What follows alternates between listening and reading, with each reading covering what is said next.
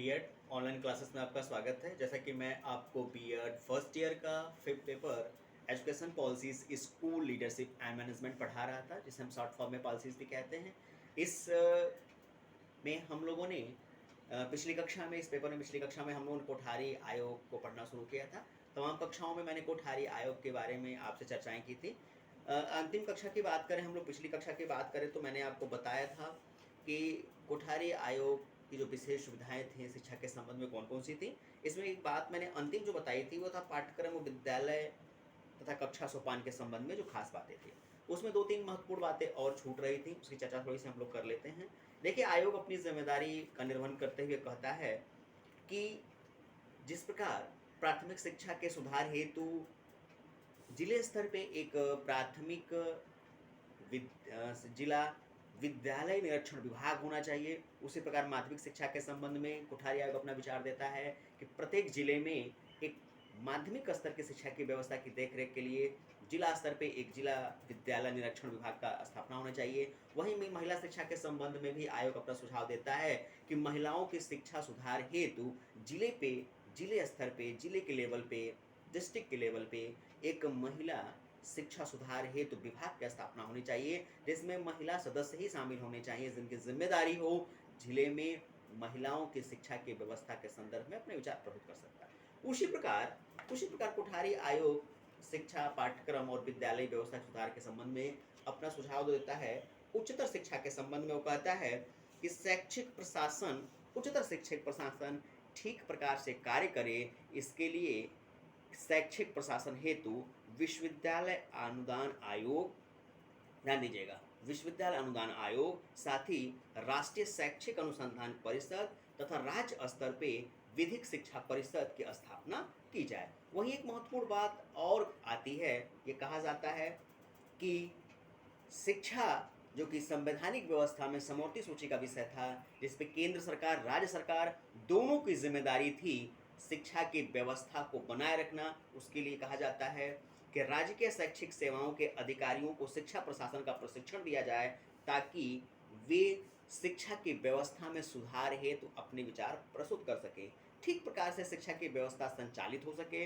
इसके लिए राज्य शिक्षा संस्थानों में अक्सर सम्मेलन और सेमिनार कराए जाएं ताकि तमाम शिक्षाविद, तमाम चिंतक, तमाम विचारक शिक्षा के संबंध में जो सोचते हैं, जो विचार रखते हैं, वो समय समय पे इन सेमिनारों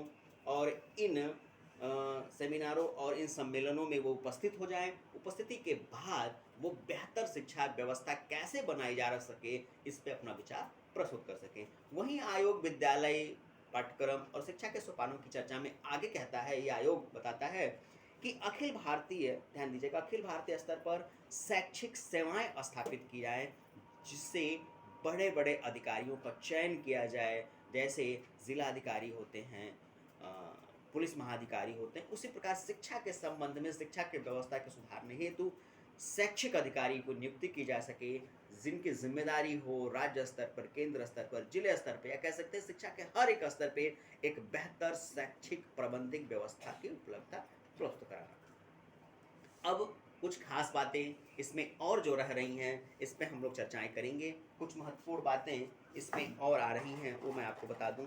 सबसे पहले हम लोग बात कर लेते हैं, ध्यान दीजिएगा, सबसे पहले बात कर लेते हैं, अगर अंतिम निचोड़ की हम लोग बात करें, अगर बहुत सीमित व्यवस्था पे अगर बात करें, तो कुछ खास बातें निकल के इस आयोग के सामने आती हैं। सबसे पहली बात ये आती है कि ये जो आयोग है, इसकी जो शिक्षा व्यवस्था है वो वनस्थली व्यवस्था की बात करती है।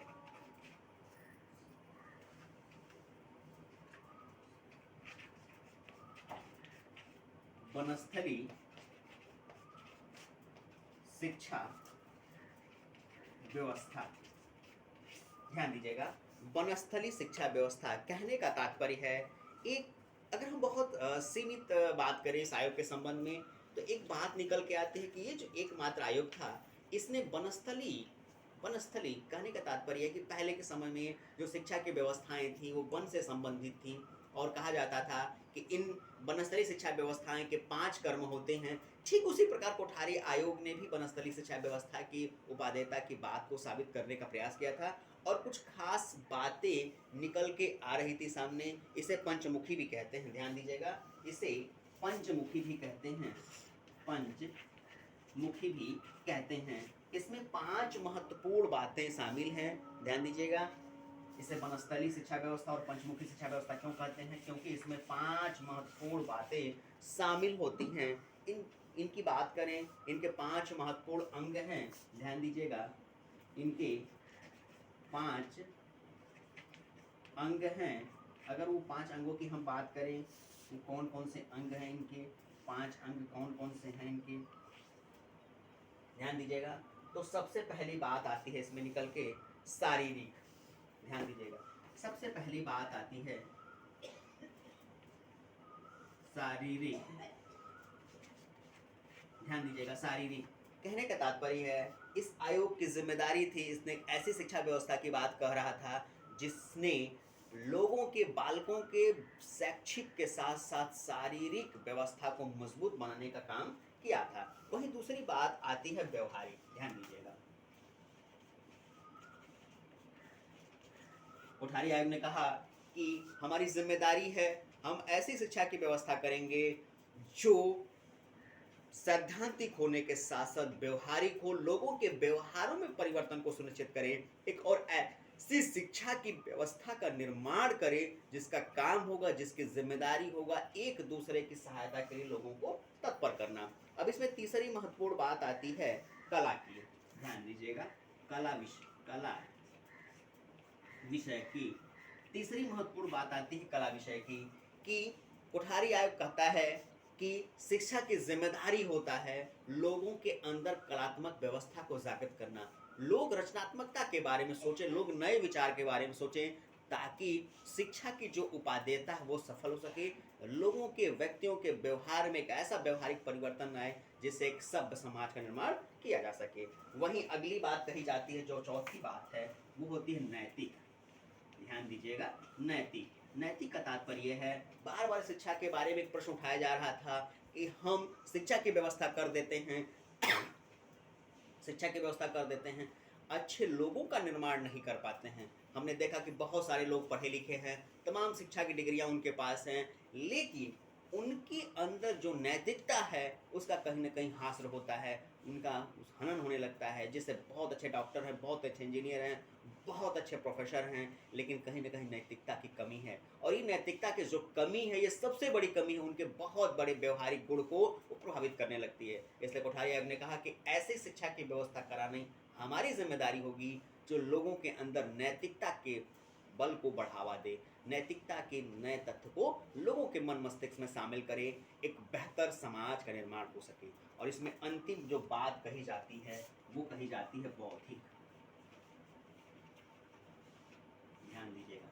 जो अंतिम बात कही जाती है वो बौद्धिक कही जाती है, कि आयोग कहता है कि शिक्षा की जिम्मेदारी होता है लोगों के शारीरिक, मानसिक, व्यक्तिगत, बौद्धिक व्यवस्था का परिवर्तन करना।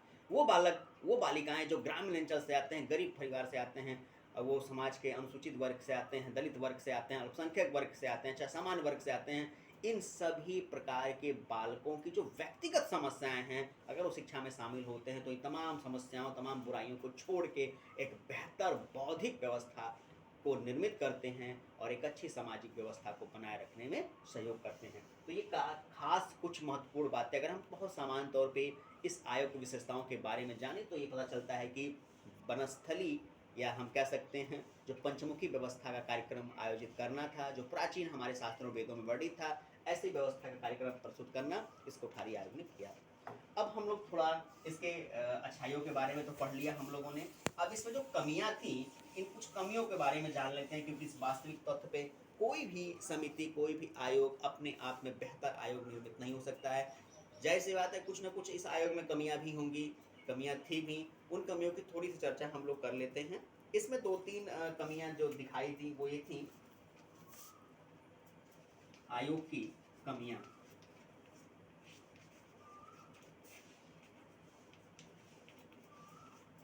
आयोग की कमियां, 2-3 कमियां जो महत्वपूर्ण तौर पे दिखाई दी आयोग की कमियों में। देखिए, सबसे पहली कमी जो आयोग की दिखाई देती है कि आयोग की अधिकांश जो बातें हैं वो आदर्शवादी हैं, व्यवहारिक नहीं है। क्योंकि आयोग ने तो कह दिया कि ऐसी ऐसी व्यवस्थाएं होनी चाहिए। जैसे आयोग कहता है कि प्राथमिक स्तर के जिला की व्यवस्था सुधारने के लिए जिले स्तर पर एक विभाग हो, महिलाओं की शिक्षा की व्यवस्था सुधारने के लिए जिले पे एक विभाग हो, माध्यमिक शिक्षा की व्यवस्था सुधारने पर जिले पे एक विभाग हो, उच्चतर शिक्षा की व्यवस्था सुधारने में जिले पे विभाग हो। लेकिन इन विभागों को स्थापित करना, उसके लिए बिल्डिंग बनाना, जगह लेना, पैसे लेना, कर्मचारी रखना, इसके लिए बहुत बड़ी जिम्मेदारी भारत सरकार या राज्य सरकार को लेनी पड़ती। इसमें बहुत सारा धन व्यय होता और हमारी अभी वर्तमान की स्थिति इतनी स्ट्रांग और मजबूत नहीं थी कि इतने बड़े व्यवस्था को स्थापित करना सरल हो सके। तो एक कमी ये जो दिखाई दे रही थी कि तमाम इसकी चीज़ें जो थी वो आदर्शवादी थी, न कि व्यवहारिक थी। दूसरी बात इसमें एक महत्वपूर्ण दिखाई देती है स्त्री शिक्षा के संबंध में, ध्यान दीजिएगा। दूसरी बात जो इसमें महत्वपूर्ण दिखाई देती है स्त्री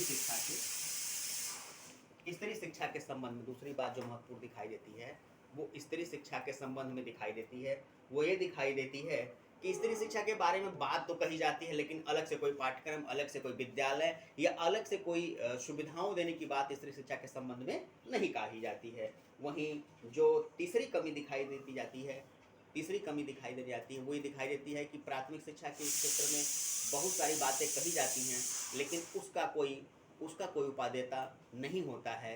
क्यों? क्योंकि देखिए, कहा जाता है कि शिक्षा का जो आधार है वो प्राथमिक शिक्षा, अगर प्राथमिक शिक्षा मजबूत नहीं है तो तमाम शिक्षाओं की कल्पना नहीं की जा सकती। इसलिए कहा जाता है कि बेहतर तरीके से प्राथमिक शिक्षा में इतना फोकस इस आयोग को करना था, उतना इस आयोग ने नहीं किया। चौथी कमी देखी जाती है कि धार्मिक शिक्षा के संबंध में, भारतीय संस्कृति के संबंध में ये आयोग अपने विचार स्पष्ट तौर पर प्रस्तुत नहीं करता, जिससे लगता है कि भारतीय संस्कृति कहीं न कहीं अवहेलना की जाती है। आज की कक्षा में बस इतना ही। अगली कक्षा में हम लोग नए टॉपिक के साथ इसको पढ़ते हैं।